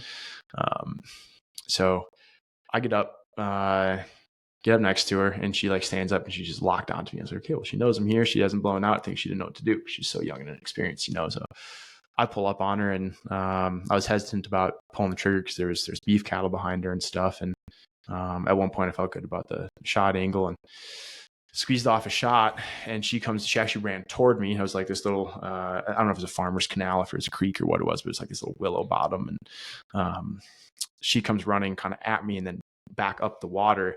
As she comes by, I had basically unzipped her guts and all of her guts were hanging out as she's coming running by me. And I immediately, my heart was not a good feeling, right? To see that but to know that you're the reason that happened doesn't feel good, So I, got lucky and like kind of pulling through. I don't even think I was shoulder. I think I was just like kind of from the hip, hit her one more. She fell over and then I shot her one more time in the creek and she was probably like 15 feet away from me, So super raw experience, right? Like very visceral reaction from myself. Like, like I said, it's not that happened. It's knowing that I did it. And even worse than that, it's knowing that my lack of preparation was what did that. Cause I thought I could just waltz out and do it, Right. And from there on forward, that was, what that had been. That was right before that turkey season stuff I was talking about. So this had been 2019. I remember being like, I need to take this shit more seriously. Like if I'm going to come out here and do this, I'm going to do it for real. I'm not just going to come out and like, la-di-da, think that I can just show up and kill something. Like these animals deserve better from me. Which is why now, like I'm pretty, I mess up all the time, but like I'm pretty hard on myself when it comes to like prep. Be better, do better. They deserve it. And, with elk, especially, like, you're not gonna get close to those things if you're not prepared for it. Like you're not gonna get close to killing one. I mean, maybe with a rifle, like it happens. You get lucky. I've gotten lucky, but yeah, like I just remember that like flipped a different switch for me. So I went from, climbing and from being a casual hunter to a serious one. To obsessed at this point, you know, like that just builds more every year. So yeah, now it's pretty bad. I've got a lot of money tied up in the equipment for it, and a lot of time tied up in, you know, whether it's scouting, looking through maps, whatever, you know, it's, yeah, I put over 20 days a fall, like per fall on elk. Usually it takes me that many days to get one killed, you know, like it's, I've had it be less. And last year I didn't fill my tag till February 10th. Like I was 6 months into hunting elk, or 5.5 months into hunting elk before I finally killed one. It's like, you just got to grind, you know, but cool, man. Yeah. That's fucking sweet. Yeah. How old were you think when you killed your first whitetail, first started hunting? I might have been like that first year I was legally allowed to, like 12. Okay. I think. Yeah. 12, maybe 13. As soon as he got off the Harry Potter broom in the backyard. Yep. Just jumped straight from the broomstick on, you know. Grabbed a rifle. Yep. Grabbed a rifle. I think my first one might have been a doe with my bow that I shot in the ass. Like shot it in the ass, caught the femoral. Luckiest thing, right? Caught the femoral artery in the hind leg there. And she died within 15 seconds. You know, like I remember my dad walking up. I was like, Dad, I killed one. He's like, what? Where is it? I was like, it's over there. He's looking, he's like, where did you hit it? I was like, shot it in the butt. He's like, what? He's like, how did it die? I was like, I don't know. Like, yeah, I didn't know anatomy back then. I didn't know the femoral artery was right there. But yeah, it was like one of the luckier things I've had happen to this day. That was my first animal. I think 12 years old with the bow. So you've been archery hunting your whole life too? Yeah. Cool. Yeah, it's been like 13 years, I think, since I actually like filled the tag with my bow. Oh, okay. Yeah, this is the other, like when I said it, I still make mistakes all the time, regardless of how much I shoot. And Tim, you're probably familiar with what target panic is. I think we've talked about this, you know. Are you familiar with what target panic is? No, I mean, I think I got it, but explain it. It's you know, it's kind of like the boogeyman. People like to try to not talk about it too much because like if you talk about it, you might manifest it. And like it's superstition. I mean, it's like it's superstition, but it's like target panic isn't physical. It's all in here, you know. And with a bow, it's way worse than with a gun. And typically, there's a lot of like, you know, punching the trigger, and you'll just like shank the piss out of a shot. So it's something I've struggled with a lot in recent years. In the last 4 animals that I've hit with arrows, you know, I haven't gotten a single one of them, you know, like haven't filled a tag on any of them. I would say, let's see, one. So explain. You said target panic? Target panic. Target panic. Explain it like to the layman. Sure. So target panic is. Don't talk about it too much. Yeah, we're close to season. I don't want Tim to start. It's like 3 weeks till. So my experience, I'll speak about my experience with target panic. So when I started shooting bow, I did what's called punching the trigger. So it's like I would just try and time when that pin hits exactly where I want that arrow to hit, because you use pins for your sight. These little, you know, glowing pins. They have a little fluorescent pin, I guess, on it. And I would just like kind of try and get to where that pin is floating across where I want to hit, because you can't stop this from moving. That arm's always going to be going in some small way, and you just punch it, you know. And if you're timing it well, great, you can shoot lights out, you know. But when you're not timing it well, and when you're overthinking things, and when you're like telling yourself in your head the whole time, I'm going to fuck this up. I'm going to fuck this up. I'm going to find a way to fuck this up. And what do? You fuck it up. So going from always punching the trigger to like now just trying to go with this, and there's a lot of guys who can talk about it way, way better than I can, but to just this like, you know, keep pulling. Whenever the shot breaks, that's fine, you know. And like with a bow, it's more important than with a rifle. With a rifle, it's also important, but you just want to be like slowly applying more pressure, and then that shot will break. And then, you know, like statistically speaking, because you're focusing on where you want to hit, you're spending the vast majority of your time with your sights actually sitting over where you want to hit, right? And I'm sure there's some like little mechanism in there that'll actually like time it even when you're like not timing it. But I mean, this is like a multi-million-dollar industry, beating target panic, maybe even multi-billion-dollar at this point. I mean, thinking about like special ops guys or, you know, SWAT guys, whatever. It's a super, super real mental thing. A lot of it comes from your brain being so terrified of like this explosion. You know, like when it's a rifle, you have literally an explosion happening like inches from your face. And with a bow, it's still an explosion. It's just, of a different nature, right? Like rather than it being an explosion of potential energy that's stored in gunpowder, it's, potential energy that's stored in bent limbs and cams. Or, if you're shooting a trad bow, then it's just the bent limbs.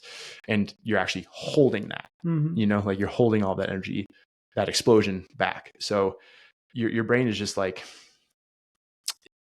basically wired to be anticipating that. The anticipation is what causes everything to unravel. Makes sense. So for me, that was a huge problem for years. This year, I feel like I've, the boogeyman's only ever like one short, mistake away, and then it can be right back.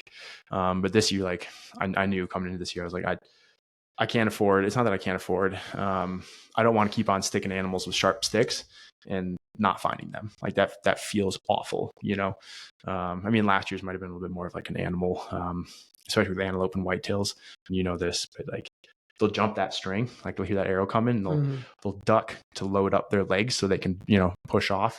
And oftentimes you'll see, animals just fully matrix arrows, or like I think last year I hit high in an animal because it did that duck thing. But I'm sure I was also probably punching the shit out of the trigger because I was just nervous and dealing with target panic. So, yeah, makes sense. Yeah.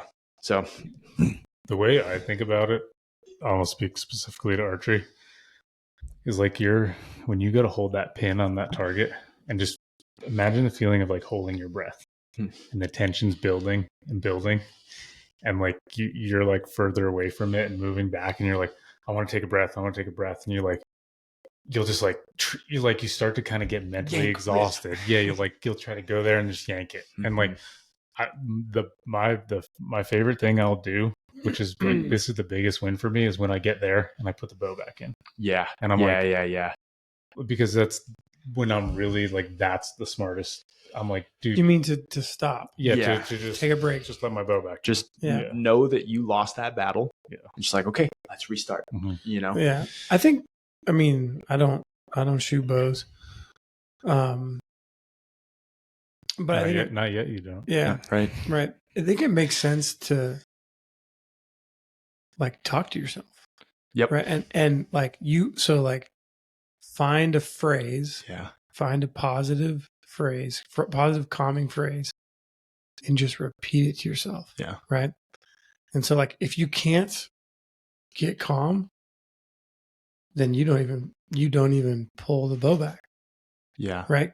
And so, but just like, so you're saying like, I'm going to fuck this up. That's the exact opposite. Like, yeah.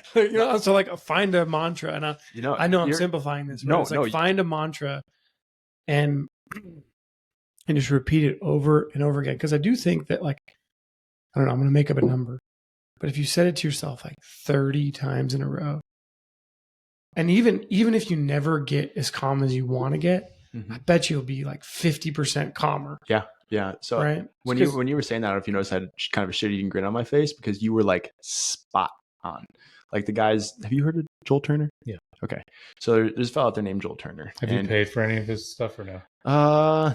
I mean, you can just like find enough of it out there to piece it together, and it's worked really well for me. But like Joel is basically saying exactly what you're saying. And he's adapted this to, again, like riflemen that's their job, like guys who work for SWAT and special forces and, et cetera. He does say like, you should have a mantra before you pull that bow back. You should have a mantra that you're telling yourself. Like for me, it's, execute perfectly and trust the pin float. That's the two things I tell myself. Because like, if I tell myself to execute perfectly, I know I'm going to go through every single little step of my process. And like I have a process that every single time I go through in the same order. So it's like Kobe Bryant, Steph Curry, like when they warm up for a game, they go directly to the hoop. They stand 1 foot away from the hoop, and then they go 2 feet, and then they go 3 feet, and then they go like, so they'll do like 50 shots at one right here. Yeah. Right here. Yeah. Right here. And then they'll go a little back, 50 more. Sure. So like you'd think like Steph Curry, fucking dude, the guy would just go to half court. Right. He doesn't go to half court. Right. So like that's how he warms up for his game, right? Sure. So that's kind of like, well, that's his process. Right. Like I'm going to stick with my process.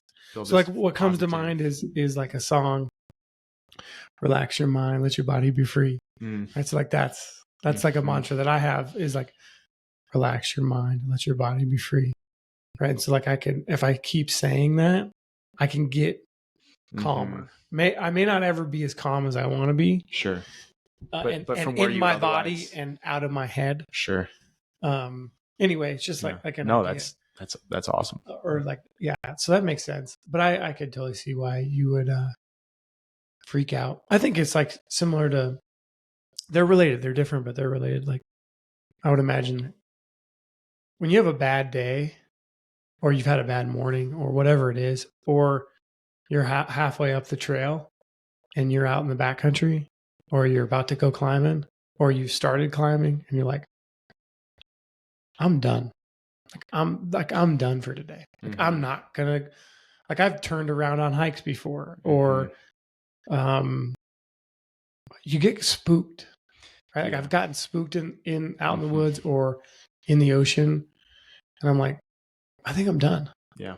Sometimes I push through, but I would say more than half the time, like I'm just like, I'm done. Yeah. Though I would imagine that happens when I would imagine it could happen when you're hunting and you're like, I'm not having a good morning for whatever reason.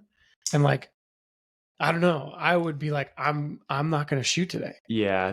For me, I've had, it's not so much like a decision that I make. Like if I'm going on, I'm like, man, I just feel off this morning. Like I'm not gonna shoot. I'm like, no, I'm here to hunt. I'm gonna hunt all day. It's like the same thing. What's that? I was thinking the same. Yeah, it's like if I'm out there, I'm hunting all day. But where that decision usually gets made is like I've come to full draw on animals before and just been like, this ain't it. Like okay, so it happened. Yeah. Happens. Oh yeah. Because I always imagine you've had that feeling. It's different, but you've had a feeling climbing where you're just like, I don't fucking want to be out here right now. I've had that feeling soloing. Not a good feeling to have when you're connected to nothing. No. Yeah. Like I think it's like at that point it's intuition. And if like you're saying, if you come to full draw and you're just all over the place and there's kind of some brush. A little too much brush in the way. Yeah, but if you're listening intuitively, you're like, yeah, this isn't it. Yeah. I know I want this so bad, but this is not. I've even had buddies try to like talk me into like, well, sometimes you got to take a 70-yard shot in antelope. I was like, I'm not fucking doing that. Like, I'm going to get to 30 something yards on an antelope and that's what I'm going to shoot. It just doesn't, or like I've had, got to full draw on this broken off 6-point, and again, it's like I've never killed an elk with my bow, never killed a 6-point bolt with anything, it was at full draw on them. And I was just too many sticks in the way. Just too many. Like I'm not going to try and force this, because it was literally 2 days before that I made a god awful shot at an animal that was in the wide open, so it's like that is usually when, again, that thought comes up. It's just like, no, don't, just like, know when it's time to abort, let that bow down, let that bull live another year, or another day, another minute, whatever. I mean, sometimes you just have to, just reset. Do you know what gambler's fallacy is? No. So a gambler's fallacy is like I won last time, and so I'm going to win again this time. The opposite also is true, is that like I fucking lost last time, so I'm going to lose again. Right. Or it could be even like as a different version. I lost last time, I have to win this time. Right. And all of those, none of that is logical. Right. Right. The first one's not logical. The second one's not logical. And the third one's not logical. And so I just think it's interesting from a hunting perspective of like, I fucked that up yesterday. I'm going to fuck this up again right now. Totally. And it's not true. It's a different day. It's a completely different scenario. Like almost every single thing is different. The only thing that you're relating to is that it happened last time. Right. Right. And so we can get caught up in like, I'm going to fuck this up because all the conditions are the same. Actually, none of them are the same, except for that you're thinking about the fucking last time. Right. So like I kind of related gambler's fallacy to your scenario that you just described, but it's like really we get caught in our heads of like, fuck, it's going to happen to me again. No, it's not. Right. Like that's such a that's not logical at all. Yeah. Yeah. And it's like to relate that to, this year's, my anticipation for this year. It's like, well, I mean, I could tell myself, because, each of the last, 3 years that I've put arrows on animals, it hasn't gone my way. You know, I could keep on telling myself that it's not the same. But it's not the same. Like, I'm not the same archer. I'm not the same man. Like, I'm not the same dude anymore. It's you know, like nothing's the same. Nothing's the same. Well, like, and here's the thing: nothing was the same from your first to your second to your third. Right. Yeah. Every one of them was for like subtly different reason. You know, it's like, yeah, like the thing you just have to tell yourself is. But you could convince yourself that they were all the same. Good. Yeah. I could convince myself that I'm going to like shank it and, you know, hurt something again this year, not find it. But yeah, I don't know. My brain's been feeling a little bit different this year. I'm like, no, I think this is the one. Like, I think this is the first year where I start a streak of killing with a bow, you know. Could be wrong. Could be February 10th and I do it with a rifle again. Like, it could just be another grind sesh. Sure. But you know, that's elk hunting. That's the beauty of it. You just grind till it's done. So tell me, like, walk me through because this is the first year me and my buddy can be elk hunting. What's your first year like? How did you navigate this? How did you map this out? I didn't know how the fuck to find elk. I had no idea. Like, I was getting spots from buddies, and like I still do, you know, but I didn't know the first thing. Like, I knew like, oh, north facing, whatever, like you want water, especially during archery, whatever, you know. But I my first days of archery elk hunting, and this is actually very pertinent because we were talking about it. I backpacked in. Backpacked in, kind of got into some elk, you know. Actually, like, stumbled over a bull on my way back to camp that night and went back out and found these 2 little 5 points the next morning. And I got into elk like my first couple of days, right? Like within 70 yards of shooter elk, within 7 yards of a spike. Actually, that was a lot of fun. But and that was a spot that was like spoon fed to me. So like I knew there were going to be elk in there. There's a high likelihood of it. But then you contrast that to like last year's opening weekend. Opening day, I think, you know, would we have like maybe 15 hours a daylight or something? Usually our opening day, I was probably bugling elk like 12 of those hours. So it was just like this whole, because I didn't hear a single bugle from an elk that first opening weekend. And now it's like, I know where I can go to, you know, I have spot A, B, C, D that are all within a handful of miles of one another that I'm like, okay, if they're not here, they're going to be there. If they're not there, they're going to be here. And if they're not in any of those spots, or if there's too many people, I'm going to go down the road to where I got that really big 6x who his satellites are even 6 points, you know? So it's like you go from not even, you don't know how to find elk. You don't know how to move through the woods. You don't know how to find water or when you should go to get water. So I ended up dehydrated as all hell my first day. I didn't know my diet was all messed up. Like, I'm just like throwing shit at the wall, seeing what sticks when it comes to that. And like these days, I'm like, I know exactly what's going to be in my snack bag day one. Down to the calorie, you know? So like, it's just like every single thing, just like anything. Like, perfect example is jiu-jitsu, right? Like, what was your first day of jiu-jitsu like compared to, you know, the last time you rolled? Like, you go from, what the hell am I doing? I'm just going to spaz, to like, okay, I'm going to move to here. I'm going to get this. I'm going to get, I'm going to get the gift wrap. And then I'm going to, like work over to the back, get the hooking, get the other, like you kind of have this process that, you like to, I don't know what your preferred submissions are, but like, you kind of know how you're going to get from roughly from point A to, point M or wherever it takes before you actually like sink something in and get a sub. Same thing with elk. It's, my first year I was just spazzing like crazy, just like hoping I'd find something that would work. Like I went from, this mountain range to that mountain range. Like, every weekend I was going to a different mountain range. I was getting into elk, just cause like I would just go out there and live in the woods, but I figured out very quickly, backpacking wasn't it, because I was overcommitted. If you're in a spot and then, the elk move out, it's like, okay, well now I need to go all the way back to the truck, and then I need to like change all out my kit, whatever. I need to like resupply on food. And when you have 9 days, it's very different, but like for me as a weekend warrior, and that's what I've had to do as an elk hunter for years. My truck is my base camp, like I've gotten to this point now where, again, like even my camping setup, how I'm going to make food, what I'm going to make for food, like what I'm going to have for dinner at night, generally where I like to sleep, where I'm going to want to wake up. Sleeping in the back of the truck, or you sleep? Okay. Yep. So I have you always come back to the truck every day. Always come back to the truck. Yeah.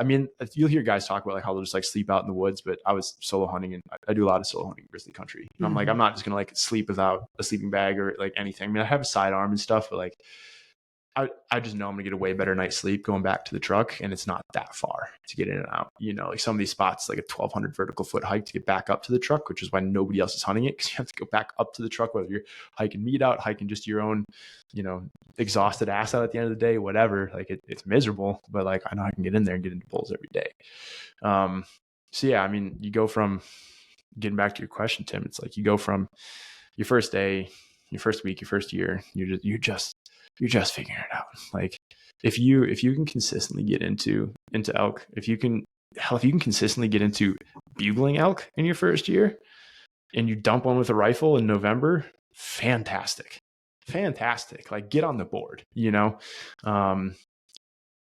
and then, as you go further and further, I mean, like last year, sure, it was the most experience I've had as an elk hunter so far. And it took me the longest to fill the tag, but it's like, some of that was decisions I made. Some of it was like, I was zigging when I should have been zagging, whatever. But that progression is really, really fun to look back on, just like jiu-jitsu, or like anything in this life is worth, learning how to do and getting good at. So, yeah, I know I kind of rambled for a bit. No, that was good. Yeah, that was good. Makes a lot of sense. Yeah. I mean, the last time I talked to you about this, like it still has me really reconsidering our game plan. I mean, you guys have 9 days to work with.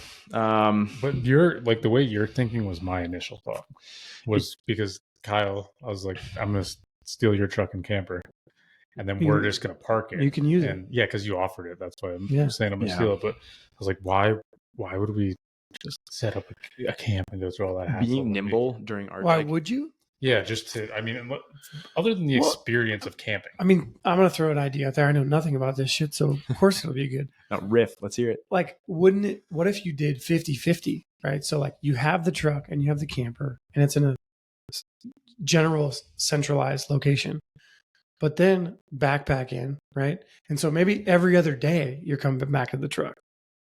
A lot of back and forth. Yeah, and I just feel like you got to kind of commit to a camp or not.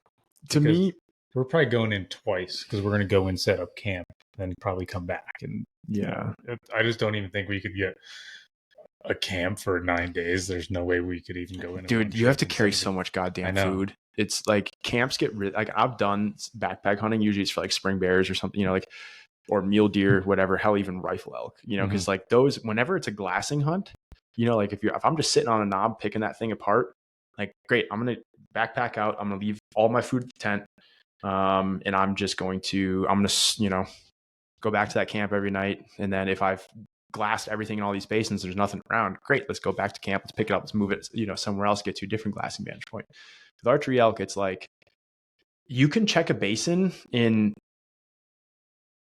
15 minutes. Like you're going to know right away if there's a bull that's in there that's worth going after. Like you can pitch a bugle into it and it's like, okay, he's not there. Like on to the next one. It's like, to me, backpack hunting for elk works really well when you're just, doing it for a few days. Like you have 2-3 days worth of food. You're doing kind of like more like a bivvy sack style. So you're very light. So you can just kind of move from basin to basin to basin. Or if it's a place where like, exactly where you want to be going, like you go to this area, like, okay, I know this spot's awesome. I know that like, if we set a base camp in there, we have 4 different basins we can get to. They're very adjacent. That's where it's advantageous. But like, otherwise to me, backpacking is for the summertime, and it's for spring bear hunts, and it's for, late season rifle hunts when you want to get away from the road hunting riffraff. Yeah. So that's just, I mean, if you guys want to go out and have like an awesome adventure, because that's what your buddy wants, like do it, go and do that for like 4 days, and then spend the other 5 days just like ripping around in a truck and like not sleeping at night, because you're, bugling for bulls into basins all night long until you find something that's like worth going for in the daytime, and just like sleep during the midday lull. You kind of have to be ready to be a little bit nocturnal if you're not really sure where you're going to be going. Yeah. I mean, there's guys who like, that's like, you'll hear them say like, oh, if I only had, it's like these guys who have all of September off now. So like, if I only have 7 days to hunt, I don't know if I'd like sleep at night. Like, I think I'd just be running around like, night bugling, figuring everything out, and then just sleep during the middle of the day when everything shuts up, especially on a full moon year. Like, yeah. So. Which I think will be like that week. Yeah. It'll change things. I mean, it's not, anything to be, I don't know, dismayed by, but things are a little different, So. Yeah. No, I mean, I don't know why, but like, it's my personality is more of a like, don't set up a camp and be tied down somewhere. Don't commit. Yeah, it's that's my commitment issues talking. I mean, it is, or maybe it's just like your instinct, your gut instinct of like. Kyle, you mind pass me a LaCroix? I'm still working on this one. Yeah, I mean, it could just be perfect. It could just be your gut instinct, or like it could just be because I've been, harping on it for a while, like maybe that's why. Who knows? But, I mean, that's what used to drive me crazy, and I'm sure you can relate to this: is archery, whitetail hunting, or tree stand. Just whitetail hunting is just sitting there. You commit to a stand and you're there. Yeah, you're like, man, I really want to go look over that hill. Yeah. Like I just like, man, and you're kind of stuck there. Yeah. And that'd probably be me if we're camped out every day. I'm like, well, we could hop in the truck and go a couple miles. Right. Like there's a whole other world right over there, but we're kind of limited to the situation. Yeah. And again, like if you want to go out and have the adventure, like you can scratch a ditch in like 2-3 days, like couple days of backpacking. Oftentimes you're like, okay, I feel like I did the thing, now it's time to go hunt. Yeah. Like that's I don't know where I tend to end up, but yeah, we'll see. I mean, we got a few weeks to still figure it out. You got some time, and call me, pick my brain, whatever. Like obviously I'm always down to talk elk. I'll turn any conversation that isn't about hunting elk into talking about hunting elk. So you got opening weekend, you got it planned out, you know what you're doing? Not solid yet. It'll either be my tried and true spot I've been bow hunting for years that I know really well, and I'm sure I can get into elk out there. But it's real busy. A lot of grizzlies out there, and I kind of prefer to hunt alone. It's just, it's not like I have anything against, other hunters or anything. It's just like, I just really like the way that this thing works when I'm solo. I mean, like I feel you. And like, I even told that after I was shooting with you, I was like worked up for a few days, but I like shooting alone, and I like hunting alone. There's just, I mean, it's just a me and me thing, It's nice when you can go from like decision to action right away. It's not like decision to, okay, now I need to like talk my buddy into this, and this is my thinking. And, there's tons of benefits to happen. Like I've had some really great hunts when I've had buddies along. We've also had times where I was just like, man, I kind of wish I was just like doing this solo and doing my own thing, it's either going to be that one spot that I've been hunting for years, or there's another mountain range further to the north that I want to check out that I get the feeling might just get less traffic. And I don't know, I just need to see what the road systems are like and what the logistics will look like, not only on my end, but like, are the roads going to be really heavily traveled? Is it obvious people have been hunting these areas? And also it looks like a place that's like really, really hard to get around in. So, if places are impossible to move through, that's a factor too. So I'm going to get out and scout this weekend, and then that'll be kind of like what'll make the decision for me. But it's nice having, those handful of spots I know I can go out to and get into elk right away. Especially, I put a tracker on your pickup truck, so I'll have a new spot too. You could. I mean, I'd probably take you out to some of my spots, and like if you're having a rough go of it, like after your trip, just let me know, and I'll take you into some of my honey holes and see. Maybe they'll suck this year. I don't know. Yeah. It's possible, but some of these spots, like I've been going to them for 3-4 years now. So I think the way it is now in upstate New York, and this has changed, it's changed with gun season, but now I think archery just starts October 1st. Oh, okay. So it's so nice because it's not even on a weekend. Sure. And like early archery, whitetail is like, I don't know, it's a totally different game, obviously. Yeah, you're just hoping that they like move through, Yeah, if you kind of have them tracked, like they're usually on their summer patterns, kind of their summer, but it used to be like, I think it was even like that for gun season. Like it wouldn't even start on a weekend. Really? That's so weird for gun season, especially. Yeah. And like, obviously it sucks for people that have to work all week, but if you were one of the people that could get off and like the season started on a Wednesday, you're like, hell yeah. Yeah. I'm going to have the whole shit to myself. Yeah. But like I understand that for the sport and for everyone to be able to do it. Like, I think it's only right that it starts on a Saturday, but every one of us wishes we were the only one out there. Yeah, that is kind of nice. Like, spring bear and turkey and stuff are that way here. Like guys will get to go out on like a Thursday, and hunt them. And, that's part of the thing I like to take advantage of as a student is my schedule's a little bit more loosey-goosey, so I can kind of get out sometimes on those. But Kyle just had a buddy here in town, and he said he was saying like, it's like a Wednesday, middle of the day. Why aren't these people working? Like everyone's at the lake and at the river. Welcome to Bozeman, dude.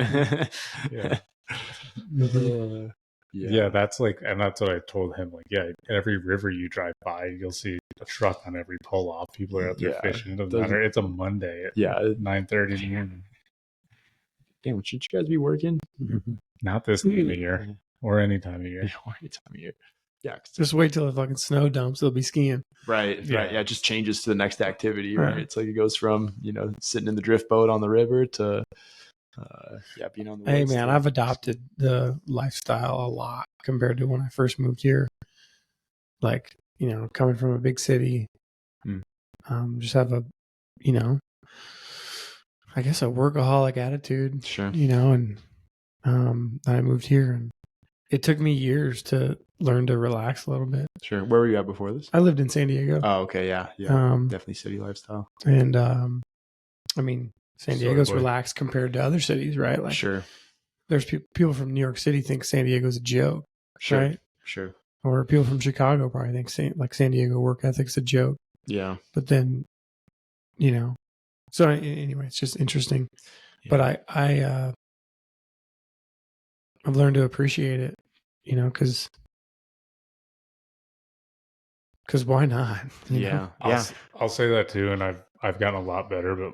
I said, jiu-jitsu and other stuff is why I haven't gone hunting, but half of it is that there's a sense of shame I'd feel if I'm not working every day, and that's ingrained in my in my psyche since growing up and just on the East Coast. Well, I would say the farm part of it's big too, right? Like I feel like all the true farm kids I knew, they were very proud of how hard they could work. I mean, they outwork anyone. It's all you had. It's all you had. It's what you did. Yeah. And it's like, fantastic skill to have, but it can also be just like anything. Too much of that is not, I'm probably too far on the other side of the spectrum where like, I used to, love that, like that grind, I used to love it. Didn't take me long, but it was not years for my transition. It was like, I kind of want to work less, I kind of want my work to be more flexible. Like I'd rather, grind harder during this time of the year and then like not work at all during this time. It's like, whereas, oftentimes people are like, give me 40 to 60 hours every week. Let me grind, let me build. Like, yeah, to a point, but I also, there's a lot of living to be done out there. I think it depends on what you're doing. Totally. Right. Like if you're just working a dead end job, it's pointless. Right. Right. So like, why are you doing it? Right. If you have your own business and you enjoy it and you're building something totally for yourself or for your community, I think totally it makes sense to grind and do it for a long time and or whatever, however long it takes to accomplish your goal. But I think if you're working for somebody else and you don't really enjoy it that much and there really isn't a future in it, it doesn't make any sense. Yeah. Like pull over, get your fishing rod out and get on the river. Yeah. And like, that's well said. Yeah. I will say that I think there's also a time and place for people in life. Right. So like, I think young people should enjoy their youth while they're young. I also think there's a balance of like, you don't know shit when you're young. So the only way you have to something is you have to work. Right. Like if you want to get good at a craft, you have to work at it. And so there's a balance between like enjoying yourself and then actually getting good at something. Because I do think once you're actually good at something, then you have a lot more leverage on the world. Sure. To be like, then you can get that independence. Totally. Right? It's really hard to get independence when you don't know anything. Right. You're like, what are you good at? Nothing. What do you know? Nothing. Well, and where's your leverage? It's kind of hard to have independence. Right. Like when you're like, and right. So there's like a balance, Yeah. And I've seen big differences. With engineering, I was definitely way more like, I don't want to do this at all. Like, I don't want to be doing any of this. Let me get as much time off as possible. Yeah. And then like now into grad school, there's times this summer where I had a 12-day stretch. Was out in the field, had, some 14-hour day in there that I remember, had some in that like, some that were less were just like, okay, re-gearing, getting ready to go back out. It's maybe like 4 to 6 hours, maybe some driving in there, But for like a 12-day stretch, I was probably doing on average 10+ hour days. I was, it's like, okay, well in engineering, I wouldn't have been doing that. It's like, because now I'm actually, like you said, building something I give a shit about, and that's, seasons of life, Mm-hmm. do that. And then maybe someday I'll be like, yeah, Clay, you can't take all of September off, whatever. Yeah. I mean, that's a worthy goal. Take all of September. That's the goal. It's going to start with September, and then it's going to, bleed out into other months from there for sure. But we'll see. September is when all the soy boys are crying because their girlfriend went back to school, and then the other guys are out elk hunting. I don't know what a soy boy is, so I think I have an idea, but I don't really know what a soy boy is. I think it's just like a fruit cake of some sort. Yeah, a pansy. I don't know. Yeah, modern take on it. Yeah, got it. Are they they're like infused with like Monsanto or something? I think that's kind of like the pseudo scientific, probably more like bro scientific. It's probably like it's probably very toxic masculinity speaking, like talking shit on soy boys. So like I think that would be like the far end. If you would say like toxic masculine male, soy boy would be right. The other end of the Okay. spectrum. So I think that's okay. It's just a funny thing to say. It's just poking fun. Yeah, just having fun here. Yeah. Well, I think I got to wrap it up. Let's wrap this up. You got to wrap up. Great to meet you, man. Yeah, likewise. Yeah. Heck yeah, thanks for having me on. This is fun. Thanks for coming on. We should in the spring we should just again talk about some hunting stories. See how I'm all about it. We should get out in the wilderness together. We could record I'd love to go in the wilderness. Your excitement excited me, like about your ice climbing adventures and your snowboarding and hunting as well. So I have some friends that do a lot of ice climbing, and I've kind of just like, no, I don't have time for that, or like, more so like brain capacity to be like, okay, I have to fucking go learn something new that's fucking hard and challenging scary and like, and so like that's why I've said no, because I'm like I'm going to take on one more thing. I guess similar to jiu-jitsu too, of like just taking on something new has been, I guess, daunting. But your excitement is like, oh shit, man, that probably is cool. Yeah, I mean, try that. It's like a lot of these things aren't for like even like I don't climb really at all anymore. It's like it's not for everyone, and it's not even for the same person who was fired up about it. It's not even for them for more than sometimes a handful of years. Like take a dab on it, or even if you're just trying to like experience some small part of that hunting world, just if you want to go out and hear some bugles in the fall, like let me know, and I can probably send you to places that might not be like right next to town, because it can be kind of hard, or there's some places that are right next to town that you'd have to twist my arm into me telling you where they are. But like there's even hearing an elk bugle, something about it, like it hits your soul. And then if you get in, I was telling my mom this the other night. My mom grew up in Montana, still has never heard an elk bugle, in her early 60s, never heard an elk bugle, and they want to come out next year. My mom, my dad, and then sister and brother-in-law, and then they're bringing their two boys out. And I was like, Mom, I can't believe you've never heard an elk bugle. Like, you hear one light off, like it's one thing if you're up on top of canyons, down in the canyon, you hear it. And, it still kind of sends shivers down your spine and stuff. I was like, what would be really cool is if I could somehow get her to, you get 200, 100 yards and in from a bugling bull elk, you feel it in your bones. Like it's like a train whistle. I know, you're giving me goosebumps. Oh, dude, they hammer off like there's people like, oh, I couldn't really tell if it was a bugle too, or it was an elk. It was like you can tell. You get up close, you can tell, because you feel it in your bones. Like that's a 700-pound animal making that noise. Like there's no human with lungs that are powerful enough to do that.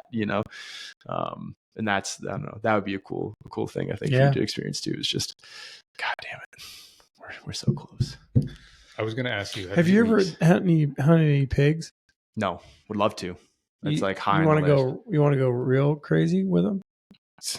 Tell me what. So I've always had this like desire to do this, and I probably should do it before I get too old and become a huge pussy, which I'm pretty close right now. You're on the edge, right on the line. I'm going more towards the soy boy.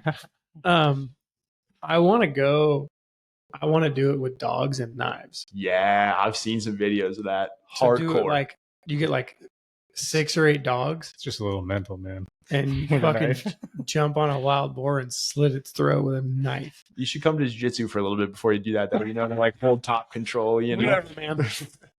All right, get your hooks. That'd be cool, dude. It'd be so cool. How fucking cool would that be? Like, dude, I jumped on that fucking thing and slit its throat. Oh my god. Yeah. Well, if you do it, get somebody to take a video or invite me. I'll take the video. I mean, we could do it together, man. I mean, we could hold hands and just cut a pig's throat together. That'd be sweet. I don't know. No, I mean, like, you do yours, I'll do mine. Oh, separate. I was thinking the hand holding. No, I'm good. Not real. That's the jiu-jitsu side of this coming out. Yeah, he doesn't get all the hand holding we like to do. No. This was my thought, and I know you said you have to go. Have you shot a turkey with your bow yet? No. All right, so I've shot a few. I think we have to plan that for this coming spring. I think it would be a ton of fun. Yeah. The one thing about it, there's just something about a turkey and shooting them in the head of the shotgun. I know, I agree too. I've done that a lot. Dude, it feels like it's like this perfect marriage of like you have the right weapon down. Do the shotgun first. You can get let's get them with a pile of turkey tags in Montana too. If you know anybody with land in the Bitterroot Valley over by Missoula, that'd be the place to do it. I wonder if there's turkeys in Alder. Oh yeah, that's a good thought. I'm trying to think of where towards Alder's like just right out towards Norris. Towards Virginia City. Yeah. Oh, I would think. Yeah, I would bet there are. I got a contact who has a large ranch out there, so I'll ask him about turkeys. Yeah, I mean, if he's got river bottom land out there, I would, like if there's cottonwoods in it, the chances are only 60,000 acres. So only, probably. Yeah, probably not. Probably like no that's animals on there at all. Because it's one thing to ask about elk hunting, but turkey hunting's like the less physical elk hunting. Yeah, it's all type 1 fun. It's so fun, and it's I just funnest mean, hunt of the year. year. Might not be as high of demand for turkey hunting as elk hunting, right? Depending on the area. Yeah, now people aren't quite as fired up on it as what elk guys are, but that's the most fun hunt of the year. Is turkeys. It's fun. Yeah, it's so fun. You just have to make sure you sleep in the middle of the day, otherwise it gets bad. Those are long days. I gotta shut up because you gotta go. You're shooting them all night. What, turkeys in New York? You can't. It's just days. Like, I mean, you're hunting turkeys in late April, and you've got like 17 hours of daylight. Like, I've had days where I've slept like 4 hours and just been hunting for like 19. Or like slept for 5 hours when hunting for 19, something like that. And you run yourself ragged. You want to be up like super early to try and get out and like get birds on the roost. And, whereas in the fall, you just have so much less daylight. It's kind of why I love hunting in like November. I feel like I'm sleeping in every day, which is awesome. Because September, I tend to lose a lot of weight and I'll have big bags under my eyes and be half feral, just surviving through it. But yeah, you can't hunt afternoon in New York for spring turkey. It's so dumb. Yeah, that's so dumb. Trying to make sure these soy boys get their sleep. Fucking East Coasters, man. I don't get it. Pennsylvania was that way for a while. Wasn't it? Yeah, I think so. I think they got rid of that though. They were like, nah, we have too many deer. Go kill them. Only turkey. You could hunt deer. Oh, it was. Yeah, what? Just turkey. That doesn't make any sense. Yeah, I don't know why. Maybe they didn't want people shooting them on their way back to the roost. I don't know. I'd have to talk to a biologist about it. Okay. Clay, appreciate you, man. Yeah, heck yeah, fun. Thank you. Yeah. Thank you. Thank you guys.